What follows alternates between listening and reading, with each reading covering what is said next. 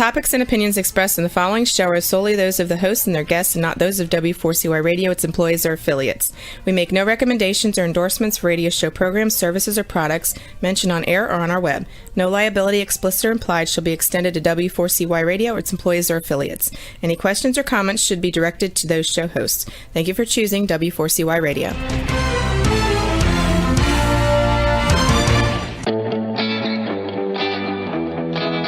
Are you ready to take a journey? Let's connect with the healers of the world. It's that time. It's time for the Language of Healing on W4CY Radio and Talk4 TV. Now here's your host, Emotional Wisdom Training Specialist Nicole Fortin.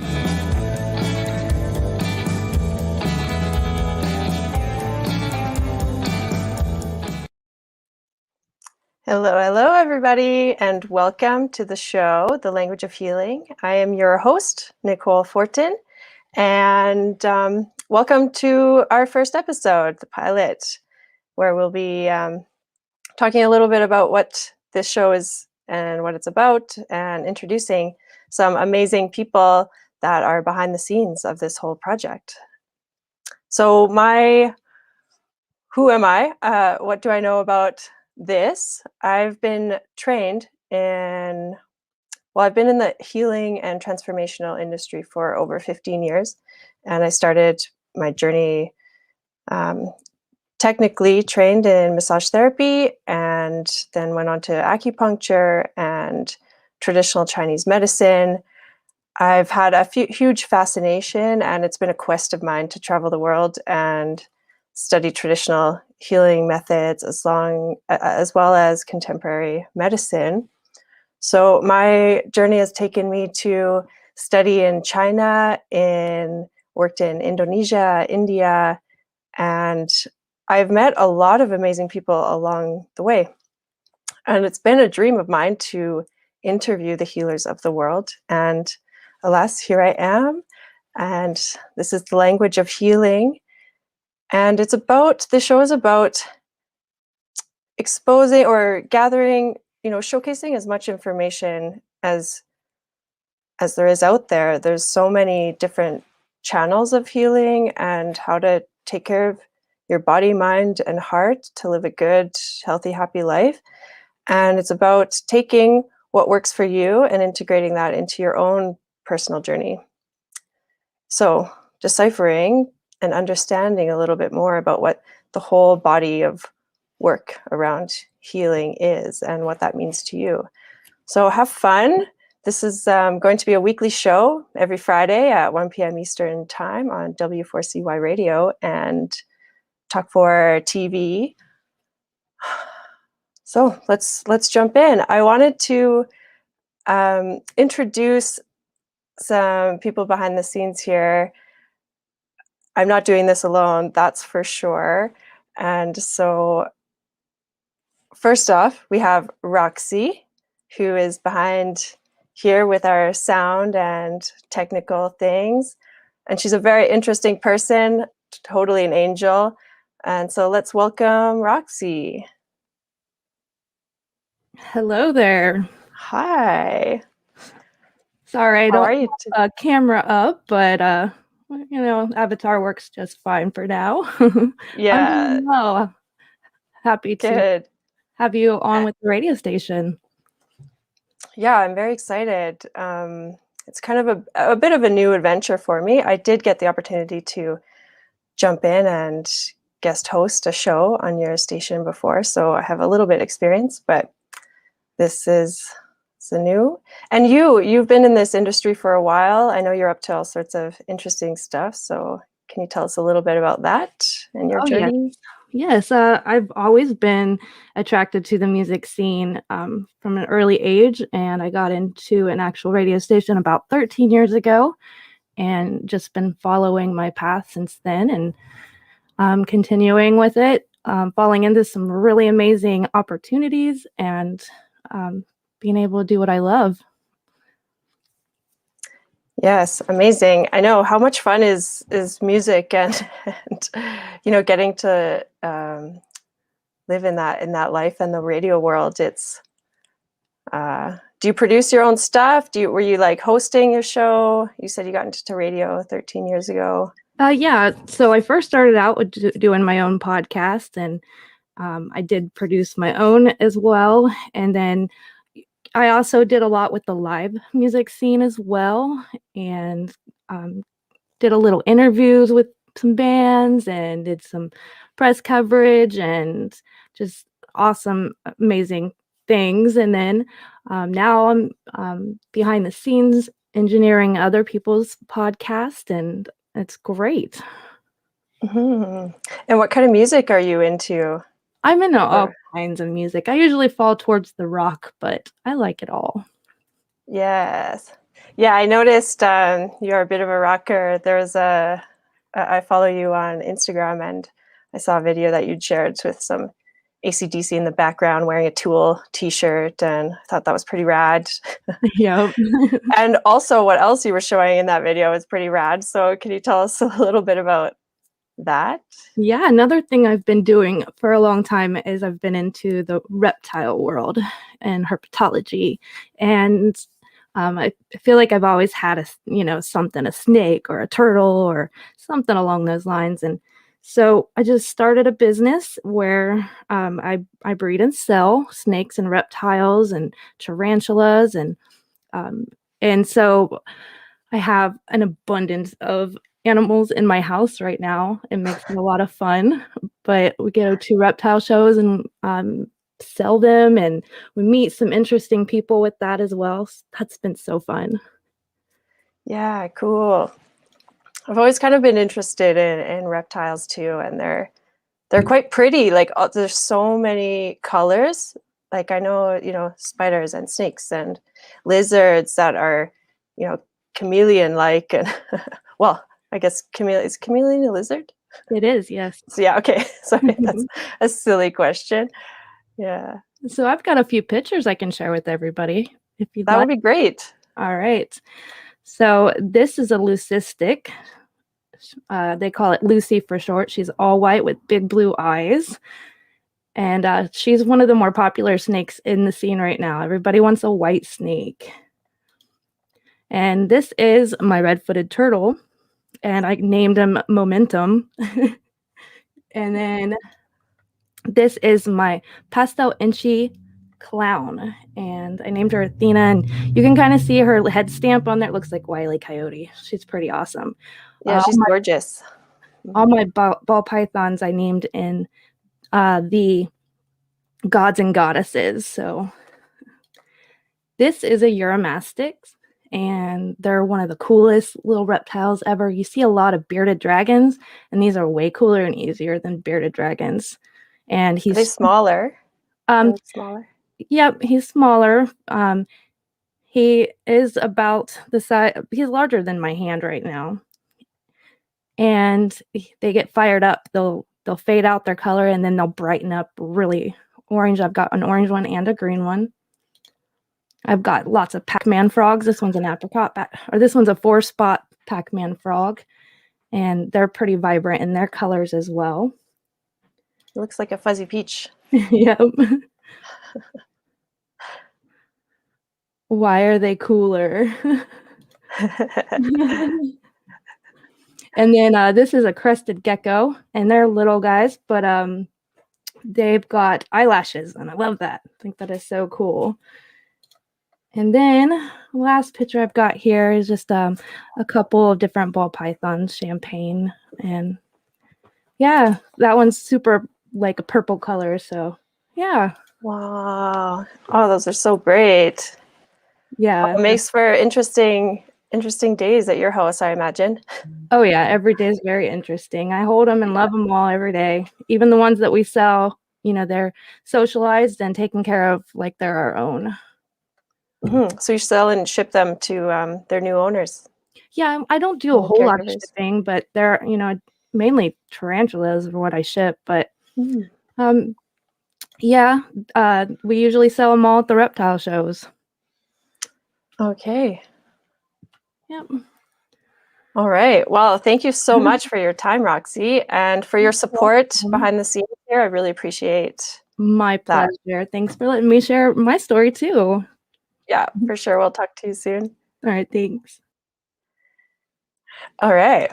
Awesome. And now we'll get on our guest, the Pipeman, who is the owner and founder of the W4CY Radio and Talk4 TV and Talk4 Media. Hello there.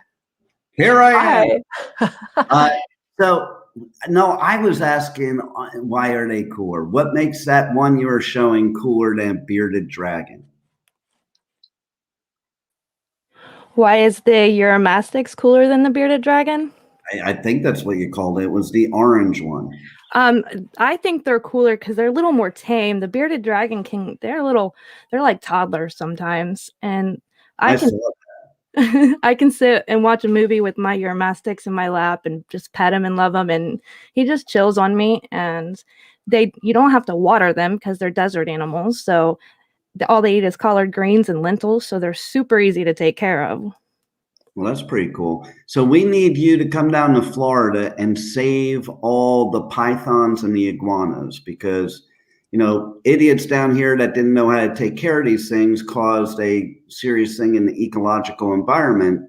But I'm somebody that I don't believe in the whole thing. Like, I lived in New Jersey and all the hunters would justify hunting deer because of the overpopulation. And I was just never down with that. I don't think it's a sport to actually go out and kill animals, but so they have it down here where you can go out and actually, they say humanely, I don't know what that means, but humanely kill the iguanas because they're overtaking. So you should come down here and grab them and save them and start like a rescue. Yeah, I've thought of that. A lot of the times, though, once they get into the wild, they end up becoming aggressive, and they're hard to retrain and tame. And they can be not something you'd want as a pet. Yeah, my son found that out. He had an iguana pet, and it didn't work out too well later. But I also I have a funny story with the iguana. Okay, so my dad had a spa store down in Fort Lauderdale, and I was in the spa store. I was helping him out when he was having bad health, and I was in the middle of like pitching a customer for a spa, and I hear the door open. Now, it was a glass door. So you probably know this, but iguanas can't tell that there's glass there. So they just walk right through it. And so this iguana, I don't know, was about it was pretty big. I don't know, 6 foot or something like that, came in. And I was like, oh shit. And it didn't know how to get back out because the door only opened one way. So I had to kind of like help it get back outside, but it was not really happy with me. That's funny. Yeah, it could have not turned out well. The pipe man might not have been here today for this show had it turned out the way the iguana wanted it to turn out. Taken out by iguana. Classic. There you go. I've had a gecko run like into my pants and up my leg. And that was like really terrifying. Felt very, very We're strange. land of the lizards down here. Like, you can't take a step without, you know, trying to watch out for a lizard. You know, you might step on one. They're all over the place. Wow, amazing. That's amazing. Not a problem we have in Alberta here. It's way too cold for lizards. And then my sister has a bearded dragon, actually, and he lives in a pretty bearded happily. Dragon? Is that Canadian for dragon? Dragon.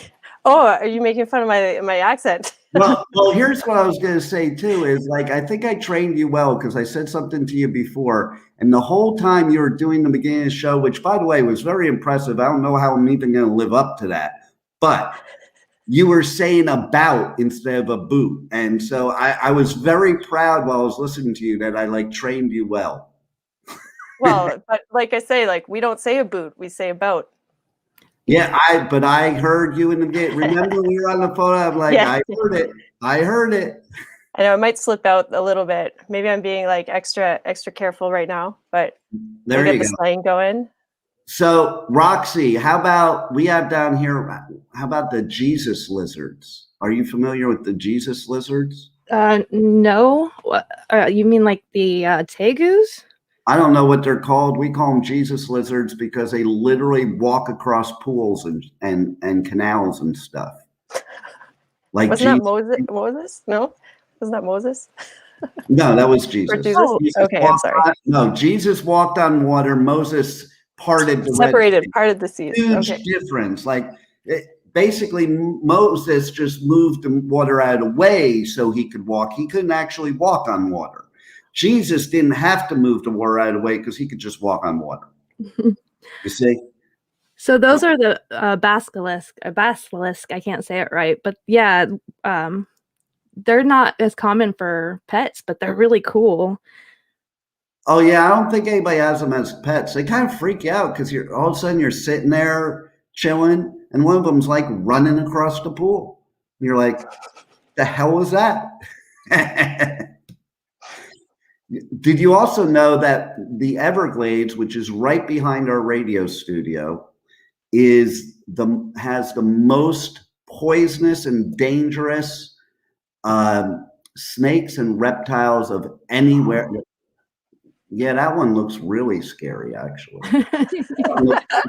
That one looks like it could be in the movie Aliens or Predator, one of those. Jurassic Park. Yeah, too. It looks like a little raptor, doesn't it? Yeah, it does. Cute. But yeah, the Everglades, like, if you ever really want to get rid of somebody, I'm from New York and New Jersey where they throw people in the Hudson, okay? But it's much better down here because if you throw them in the Everglades, believe me, you're never getting caught. Just saying. In case anybody needs any info, that's why so many serial killers come out of, Florida. Like, look at Dexter. Right. Yeah, that's one thing I do know about Florida is they have the Everglades, and yeah, pretty much. It could be a pretty scary place.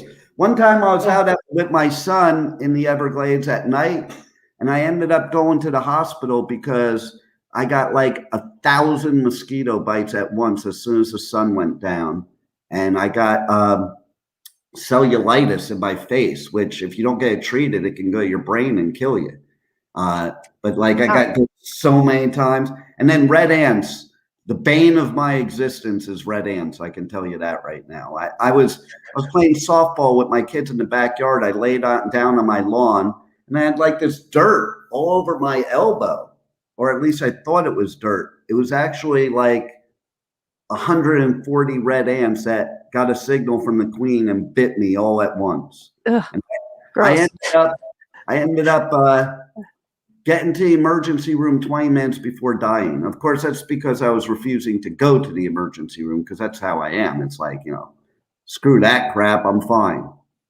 until there were hives in my throat and I couldn't breathe, then I wasn't fine. So, yeah, a little bit of Florida, like it's a great place for stuff like that.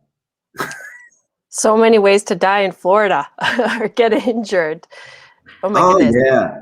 But the worst way in Florida to get injured or die is from the unmasked Avengers. They're the local vigilantes of Florida that walk up to people in places and cough on them during a global pandemic. They're the people that walk into grocery stores. I'm sure you've seen this stuff on the news because it's been on the news. They walk up into a grocery store and start coughing and sneezing all over the produce, and because it's a scamdemic, okay? So they're trying to prove it's a scamdemic. Meanwhile, let's say they're right for a second. Let's just say they're right for a second. Coughing and sneezing on produce is still spreading germs you shouldn't be spreading, you freaking moron. But that's still rude. And coughing on something. There was something that happened recently. Like if I was there, I would go up and punch the dude out. He walked up to some kid and started screaming at some kid to take his mask off. Like literally scaring the kid half to death, and then went to grab and try to pull it off of him. Like this is aggressive. This is the what's everyone so riled up about down there? Because of the scamdemic and it's all bull crap. And like why do we're taking our rights away and our freedom away because we have to wear a mask in a store. Like, we're like one of the most open places in the whole country, and especially compared to you guys. You guys are like in brutal lockdown. Yet we've been open pretty much the whole time. There was a time we were definitely in lockdown, but not as brutal as Canada. And we're a bunch of crybabies. Okay, it's like, so if I have to wear a mask like 1% of my day, it's a lot. So who gives a crap? Okay. And if you don't want it, just don't walk inside a place, you know, but these people like insist. And there was down in Fort Lauderdale last weekend, it was either last weekend or the weekend before, a mask burning rally. I kid you not. Wow. And I almost all the time I have to look out my windows here that you can see in my glasses. I have to watch Trump boat parades go by like all the time. Still they're going by. Well, he lives like right between where I live and the studio. I have to pass by, and then a lot of times I get screwed because I can't even get to the studio because the road's blocked off. But yeah, we still have people out in the streets with you know, all rallying everywhere for Trump to win the election because, you know, they think the election's not over yet. I'm not sure, but yeah, they've been doing that a lot too lately. So we have that. You know, we have herpes, we have hookers, and you know, that was very interesting to me. Okay, so during the pandemic, if you go down, there's a road, when I get off the island, you get on one side of the island is the ghetto, and on the other side is like the richy rich area. Okay, so if you go on the other side at night and you go down the main road, Broadway, you know, listen, everybody has a Broadway. There's always, if there's a Broadway in the United States, you can guarantee it's the ghetto. Just saying. Okay, except for New York City, because that's like the ultimate Broadway. Yeah, but it sounds. I always think of it as fancy, something fancy. It's only New York City. If you have, it's just known that, and we also, it's known, which they do have on that side, because it is known as one of the biggest crime areas in the whole United States, but they don't come over the bridge to our side. Okay, like, so as long as you stay in your zone, you're fine. But whenever a street is just the name of a street is just a letter, and I don't mean street, I mean avenue. Like if it's Avenue F, you know you're in the ghetto, you're in the projects. That's a kind of a United States thing. Like any ghetto you go to, it'll have Avenue A, B. I guess so they know where they're going. I don't know, the A, B, C, D. Like, but you drive down the road where the hookers are, okay? Because you have to drive down this road to get to downtown West Palm Beach without having to go around your elbow, okay? So I'll drive down the road to get to West Palm Beach there. But if you're not from here, you better know where to turn off, because at the end, if you don't turn off onto this other road, you might not make it to downtown West Palm Beach, just saying, okay? But it amazed me during the lockdown, when we were fully locked down here in Florida, there were more hookers than I've ever seen before. Like, so that's why I say herpes, because of the COVID lockdown. This is why, you know, if you're in Florida, you're against the lockdown, because the COVID lockdown causes more hookers, which causes more herpes. And it already, the statistics are 1 in 4 people have herpes. So if you go on a double date, guaranteed one of you has herpes. So now with this global pandemic and COVID-19 and, you know, the lockdowns and the increase of hookers, now it's probably more like 1 in 2 have herpes. So and maybe coronavirus. we really need to open up the country, because, you know, otherwise there's the herpes pandemic will be much worse than the corona pandemic. Just saying. At least I know I won't be exposed to the herpes. I'm not worried about that one. Well, here's something, okay? And I hope this person doesn't watch this broadcast because I'm going to talk about them.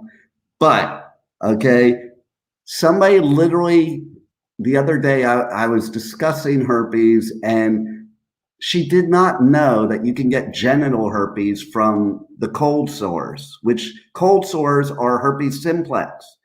So for God's sakes, people, if somebody has a cold sore, man, no performing fellatio. What the hell is wrong with you?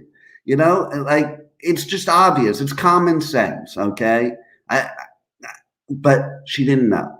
She just didn't know. She's like, no way. She's like challenging me. Come on, you're full of shit. I'm like, look it up. Yeah, it's facts. Yeah. I mean, come on, people. And this is why it's a problem with healthcare in this country and with COVID and everything else. Because if you don't even know that you can get genital herpes by somebody performing fellatio on you with a cold sore, then what the hell else don't you know? And here we go. And that's why we're all spreading all these diseases everywhere. Like, listen, even STDs. Now, you said to me, they're now STIs. So listen, even that's getting worse. It's not just a disease now, it's an infection. You're infected, you know? Right. Herpes viruses, man. That's Yeah. So, I mean, listen, if you're gonna, you know, with all these things, like we got to learn to just chill out, man. You know, no need to be spreading all these diseases. There's only, you know, we can only handle so many. Otherwise, we're just going to be, you know, one big spiked blister. Yeah. Wow. Living in a bubble, right? Like in the hamster wheel. There you go. What? See, Okay, and so you have to travel. People, you have to travel because people live in their own little bubbles. They have no clue what goes on anywhere else. Okay, totally. I won $2,000 by Trump getting elected, and also by Trump, you know, not getting impeached within his first year. was that on a bet, or how did you? Yeah, so this is how it happened. I was out in California, and one of my really, really good friends, I hope he's not watching this because he'll be pissed because anytime this comes up, it's a sore spot. And he's like, we're out to lunch, and he's like, Hillary's going to win by a landslide. And I'm like, dude, you are out of your freaking mind, okay? Like, I don't think Trump's going to win. And it was when you wouldn't really think he was going to win at that point. But I don't think she's going to win by a landslide.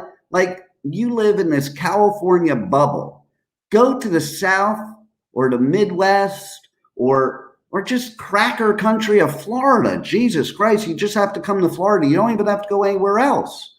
And you would know she was not going to win by a landslide at all. And he thought I was out of my mind, crazy.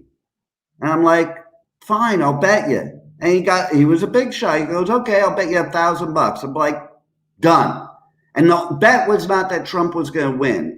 The bet was only that Hillary would not win by a landslide. So then when she wins, he starts his bullshit like they all did. He's going to be impeached and kicked out of office in the first year. I'm like, it can't even happen that fast. You're a moron. It's not going to happen. Okay. No matter what he does, that's not going to happen.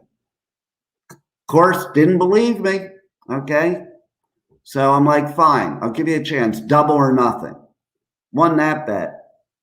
So then when he was going through the impeachment, there wasn't a bet, but he, you know, after it got to the Senate, he was like saying all this stuff. I'm like, dude, he ain't going to get impeached by the Senate because they have the Republican majority. It's just not going to happen. And that almost ended our friendship, that exact statement, because he got so mad. He said to me, you have no morals. I'm like, I'm not saying whether I want or not want something to happen. I'm just using some common sense and some education to know that it ain't going to happen in a million years, no matter. He could have killed a baby. The Senate was not going to impeach him. But people don't realize it. Could they live in these bubbles, or they live in this society of, because they want it, it should happen, and fuck everybody else. Excuse my language, but that is the attitude everybody has nowadays, isn't it? It's like we're so polarized. It's like, you know, I don't care what it. I see it even between friends and family members. It's like, They don't even care. I don't care if this or blah, blah, blah. You know, it's really ridiculous. Can we go back to like hippie time when love, peace, and happiness and free sex without herpes happened? Did such a time ever exist? I don't know about the not Yeah. herpes time, I but think infections and viruses, like, we can catch things from other people. Yeah, definitely. Always, right? This is how we have kind of like created or been created, and how we keep moving forward. But well, it's all yes, Eve's lots fault. of It's pardon? Eve's fault. It's all Eve's fault. Eve's, right? No. Yeah. Yeah, What? because listen, since the beginning of time, females have began men to do stupid shit. And so, like, you guys, Choices. we think we have a choice, but you don't really give us a choice because you got those eyes where you just give us a death stare. It's like, okay, sorry. What was I thinking by having a choice? But yeah, listen, how many times have you like dared a guy to do something, you know? I don't know. I can't remember right now. You can't even count. It's so many, isn't it? Well, yeah. Okay. You're right. Yeah. Okay, Yeah. like Yeah. It's all flooding back. Okay. Yeah. yeah, we're like your little puppet toys. Okay, and it's like, okay, dude, how many fights I've had to get into in my lifetime because of women? You're gonna take that from him? Oh boy. Or they're the one that are like mouthing off. And then all of a Right. sudden you got to jump in because the guy's about to be a jerk off. How about you, Roxy? I probably shouldn't comment on that. Yes, this is what I love about being Pipeman, because I say these things for other people that might not say them, but then I find out they're true. Like on my show, I used to do a thing where I would call up all these women I knew, like friends of mine, and I would call them up live on the air. Are you a psycho bitch? And I can tell you that not one ever said no. They all said yes. So, is that true? I can say at least now, mine are more innocent.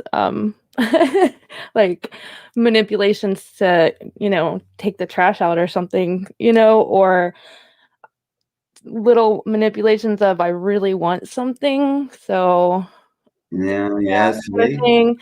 But I don't think they're on the line of crazy bitch.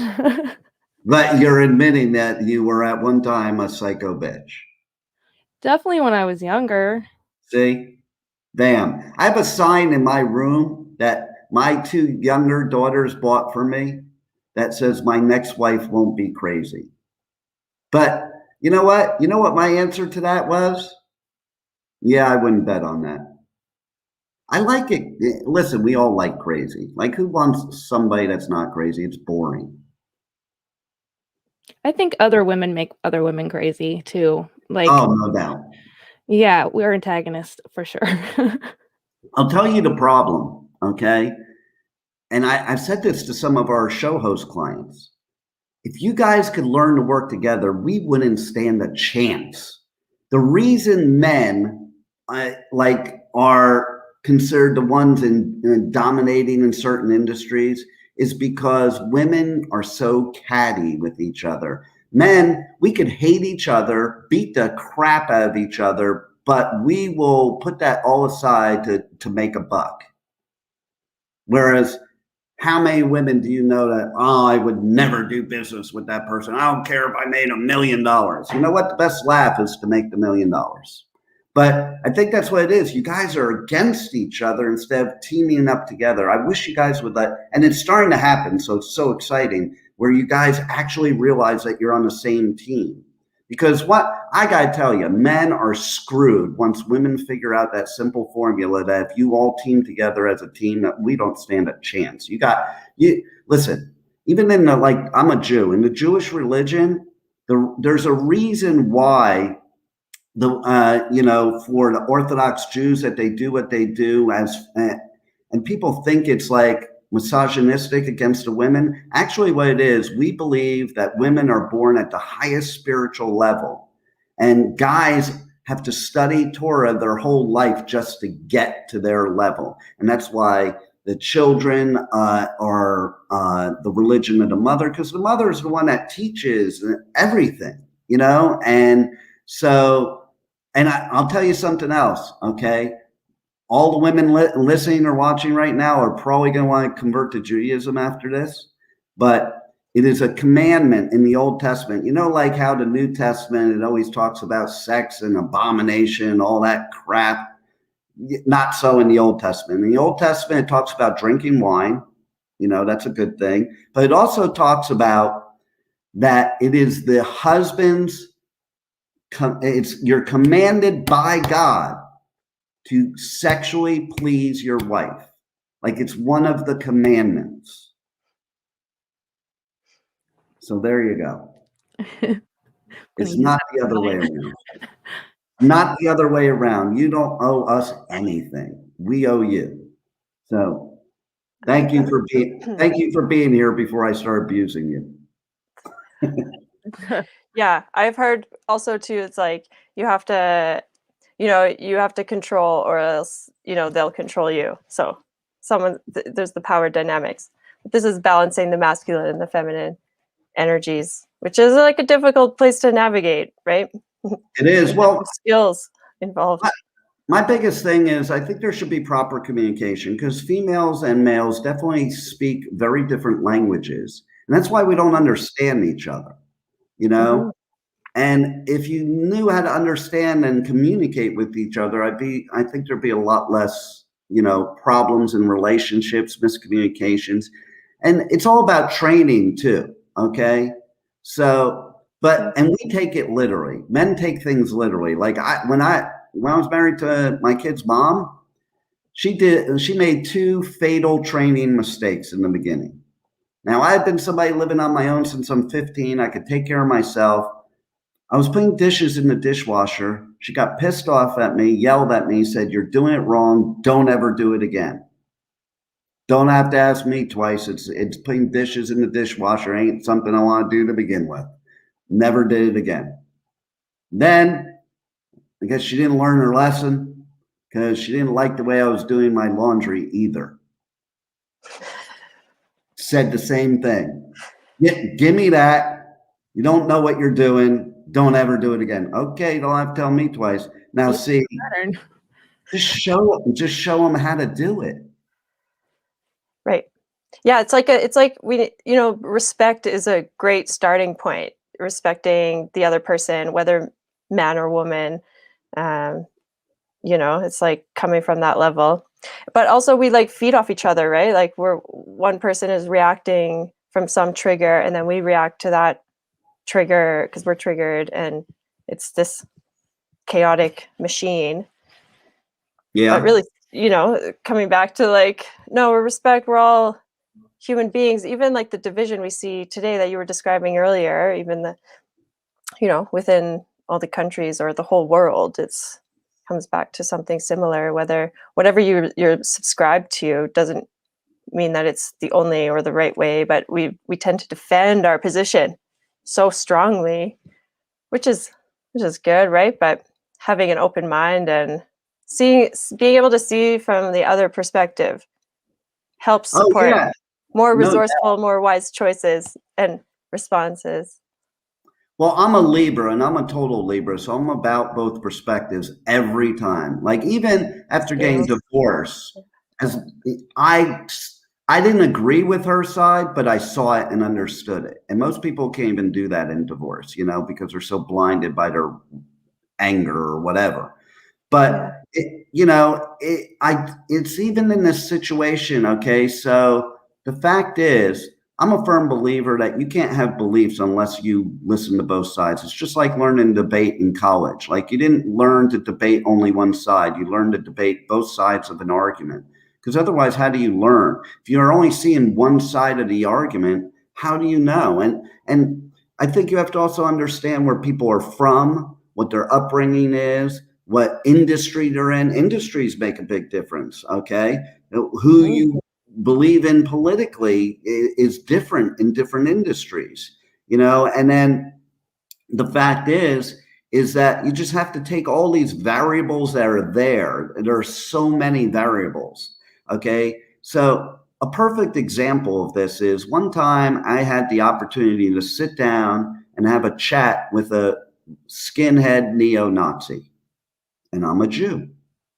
And it was very interesting because at first I just listened, and I just found out that he was just a product of where he lived, his family, his surroundings, and didn't know any better. So then when I would start to talk, there were things that he just never heard of, conceived of, or anything. Like even during Hitler's time, he was painting us as like characters of Satan. And like, that's what people were seeing, and there's the joke about where are your horns type of thing, so a lot of things is memories or perception. Memories aren't necessarily memories sometimes. Sometimes they're just perception of that memory, or they're memories that were implanted into you by others, and there's so many different things. The brain is so amazing that we couldn't even begin to conceive what happens in there. And it's individualistic either, where it's different for everybody, so, I mean, the fact of the matter is if we all just sat down and kind of understood why people felt they went the way they did, then maybe we could understand that maybe they're not wrong. Maybe they're right for them and you're right for you. And that's the point. Yeah, that's right. And then just out of respect, letting people have their choices and their views. And yeah, I think there's like a big unwinding, almost peeling back the layers of like, what is it that I was told or society is, cultivated through this environment. And yeah, I mean, there's a whole other world. Yeah. I remember the first time I went from like North America into Asia, and I was just fascinated, like, well, there's a whole other way to live. Yeah. Like, you don't think that there is, but there totally is, like when you, even just from the sensory perspective, right? Like smells and tastes and surroundings, obviously geography, makes a difference in how people are living. Like Canada, we don't have iguanas taking over the town or like attacking us, maybe birds. You got to watch out for the birds, those crows or ravens. Well, are pretty smart. you got Kodiak bears, so I'll take the iguana before the Kodiak bear. Yeah. But they pretty much stay in the forest, right? You choose to go to them. Like that's your choice to go into the forest and encounter all the bears and, wild cats and some big critters out there. Yeah, I have a funny bear story. Okay. Oh, you've encountered a bear? I have, very up close and personal. Where was this? In New Jersey, we have an overpopulation of bear there. It's black bear. It's not like a Kodiak. It's not like a Kodiak, but still could rip your arm off still. So I was at my brother's house up in the mountains in New Jersey, and he owned a pet wolf. Cool. And the wolf was totally cool, but the wolf was in its pen. And it was nighttime, and I went outside to smoke a cigarette, and up there, like, it's pitch black. Like, I couldn't see in front of me at all. And so I'm sitting out there smoking a cigarette, and the wolf just started acting up. Like, usually the wolf was just chill, but the wolf was like huffing and puffing and pacing her pen. And I mean, it was like really weird. So like, I kind of, even though I didn't know at the time it was a warning, I heeded her warning and I went back in the house. So basically the next morning I saw what happened when I could see in the sunlight. There was a bear right next to me, and Dakota was warning me that bear was there. Amazing. Wow. Yeah, I've had a lot of stories about bears living out in Colorado. I've had them make holes through my fence. I walked out one day and it was on my back porch, 4 feet away from me, and I had to back into my house. I go in and get my camera, and I go to take a picture of him, and he runs. I got him pretty close still, but I've had bears pee down my off the roof of my house. Yeah. I thought you were going to say the bear peed on you, and that's a whole nother like sexual thing that I don't think we should go to on this show. Yeah, that would be an entangled mess right there. Yeah. So Did you got the photos? That's good. I know they're really majestic when you see them, right? Like from a distance, but yes. yeah. Maybe they're after your critters, Roxy. Is that what impossible? I had a couple of snakes at that time. Yeah, there you go. You were saying about going to Asia, here in this country, maybe not as much anymore, but me growing up, we were always taught, we were so arrogant. We were always taught like, oh, don't go anywhere. It's scary out there. We're the only free country, and don't, they would make it like it was scary to go over to Europe, type of thing. And I remember the first time I went to Paris, and I was like, what the frick were they all talking about? Like, I feel more free over here than I do at home. Like, it's, again, this delusion that you're given or grow up with, or memories that are put in your head and stuff like that. Like, think about it. How many memories do we have as human beings from like when we're 1 or 2 years old? Those aren't your memories. That's memories somebody gave you because your brain is cognitively not developed enough to have a memory yet. But we swear it is. Mm-hmm. Wow. Amazing. All right. Well, this was a really fun conversation. Our time is running up here. See how fast it goes? Like, so I was going to fast. say, you might want to wrap up because, we're about to go. Right? Yeah. Thank you both for joining me so much. I really appreciate that. I hope you had as much fun as I did. Absolutely. And I could say, Roxy, she's looking a little pale, I don't know what kind of, she's got a lot of blush on too. She's got that red and that white and stuff. So she looks a little blue to me. Yeah, you're looking much prettier than her today. So I'm glad that she doesn't really get on video much because, she's got a face for radio over there. Absolutely. Well, you can't tell with a logo. It's funny. No, Roxy, you did stellar. You're like working the show and on with us, and yeah, it's fun. Yeah. I got skills. Yeah, definitely. All right. Well, so many different perceptions and stories, and I, hopefully that will inspire you to, question a little bit more about what else might be going on, and what else might be going on for someone else in their environment and where they're coming from. So treat each other with respect. And thank you very much for joining us today. And I will leave you with this question. We'll see you next Friday. Tune in next Friday, 1 p.m. Eastern Time on Talk 4 TV and Talk 4 WCY Radio. Can I ask you a question first? Yeah. Yeah. What's the name of the show? Oh, it's called The Language of Healing.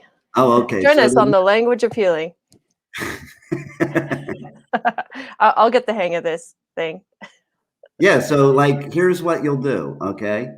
You'll go, thanks for listening, and oh man, come back next week.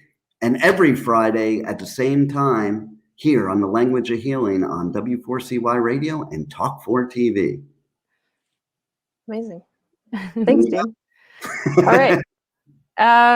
Roxy, Pipeman, thank you for joining me, and to our listeners, what will you take with you from this conversation that will support you for the rest of your life? Hopefully. Wow, what a show today, and the journey does not stop here. Come travel the world with Nicole every Friday at 1 p.m. Eastern Time as together we become more fluent in the language of healing on W4CY Radio and Talk 4 TV. See you next week.